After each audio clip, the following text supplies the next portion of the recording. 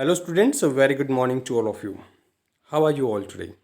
Welcome to your English class. Today in our third English class, we are going to do our activity and word meanings from lesson number 6, A Surprise for Sarah. So बेटा आप सभी को पता है कि कुछ activities होती है जिनके अंदर हमें एक टीम बना के काम करना होता है, जिसमें एक आदमी से काम नहीं होता है। उसमें हमें एक से ज़्यादा व्यक्तियों की आवश्यकता होती है और उसमें हमारा जो टीम एफर्ट है, जो टीम वर्क है, वो हमारे काम आता है।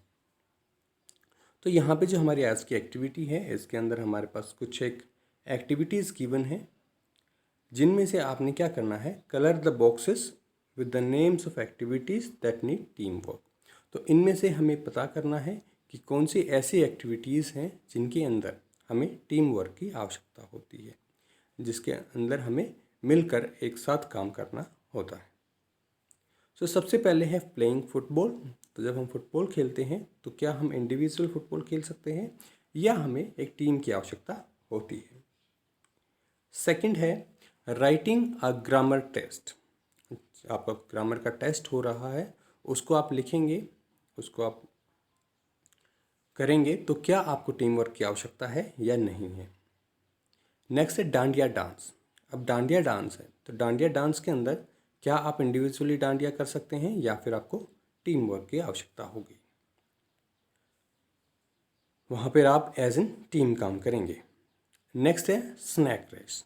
सो सैक रेस अगर है तो सैक रेस के अंदर क्या आप अकेले रन कर सकते हैं या फिर आपको एक पार्टनर की या फिर टीम की आवश्यकता होगी। नेक्स्ट है प्लेइंग क्रिकेट। तो क्रिकेट अगर आपको खेलना है तो क्या आप अकेले क्रिकेट खेल सकते हैं या आपको अपनी टीम की आवश्यकता होगी। नेक्स्ट देखते हैं फ्लाइंग अ काइट। एक पतंग उड़ाने के लिए क्या आपको एक टीम की आवश्यकता होगी या फिर आप अकेले ही पतंग को उड़ा सकते हैं। नेक्स्ट है परफॉर्मिंग इन एन ऑर्केस्ट्रा। एक जो ऑर्केस्ट्रा होता है उसके ऊपर आप परफॉर्मेंस दे रहे हैं, तो क्या आप अकेले परफॉर्म कर सकते हैं या नहीं।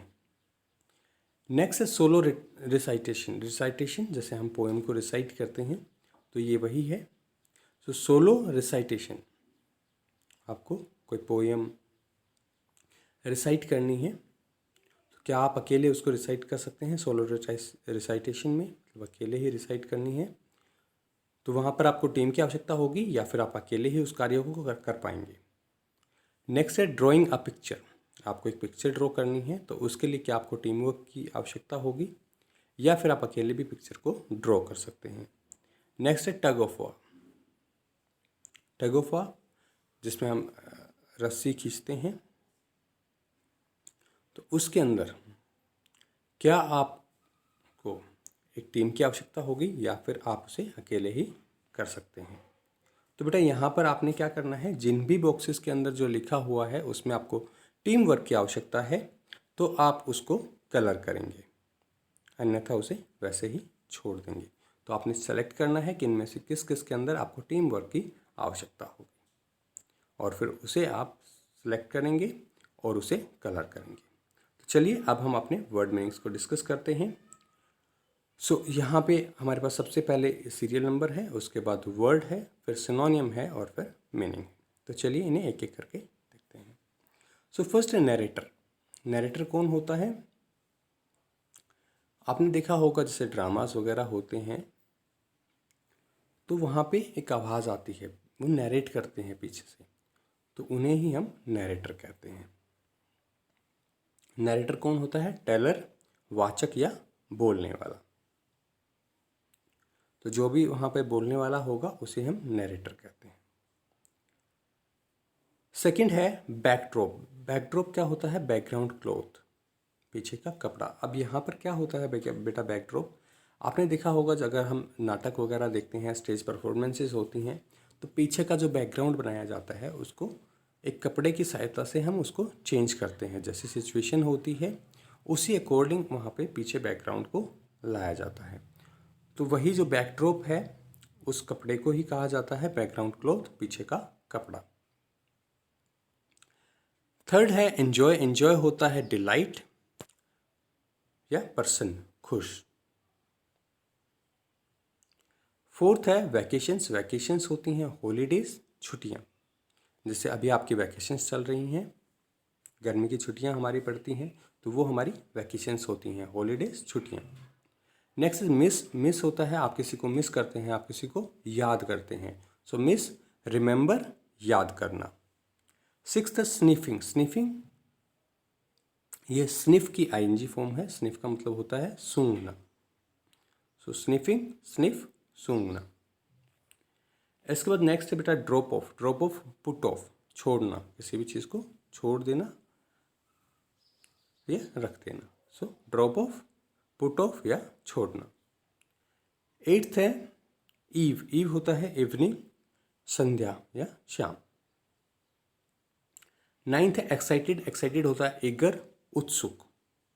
जैसे आपको कोई गिफ्ट मिलता है तो आप उसे खोलने के लिए, उसे देखने के लिए बड़े ही एक्साइटेड होते हैं, उत्सुक होते हैं, तो वही होता है एक्साइटेड, eager या उत्सुक। टेंथ है सर्टेन, सर्टेन होता है श्योर, निश्चित या पक्का। 11th है फिव, फिव का मतलब होता है सम या कुछ। 12th है ड्रेसअप, ड्रेसअप होता है आप अपने तैयार जब होते हैं, आप अपने स्कूल के लिए ड्रेसअप होते हैं, आप तैयार होते हैं, तो ड्रेसअप होता है वेयरिंग, पहनना।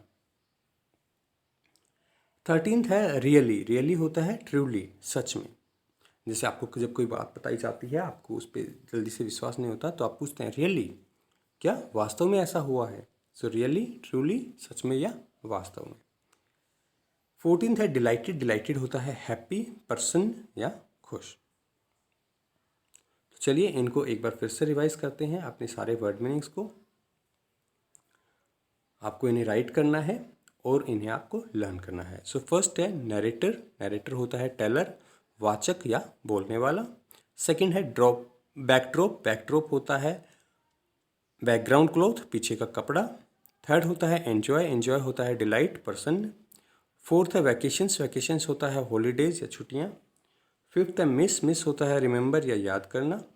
सिक्स्थ है स्निफिंग, स्निफिंग होता है स्निफ, सूंघना। सेवन्थ है ड्रॉप ऑफ, ड्रॉप ऑफ होता है पुट ऑफ, छोड़ना। एट्थ है ईव, ईव होता है इवनिंग, संध्या। नाइन्थ है एक्साइटेड, एक्साइटेड होता है ईगर या उत्सुक। 10th है सर्टेन, सर्टेन होता है श्योर या निश्चित। 11th है फिव, फिव होता है हमारा सम या कुछ। 12th है ड्रेसअप, ड्रेसअप होता है वेयरिंग, पहनना। 13th होता है रियली, रियली, ट्रूली, सच में। और 14th है डिलाइटेड, हैप्पी या प्रसन्न। तो बेटा आप इन सारे वर्ड मीनिंग्स को राइट करेंगे और लर्न करेंगे। So thank you, have a good day ahead.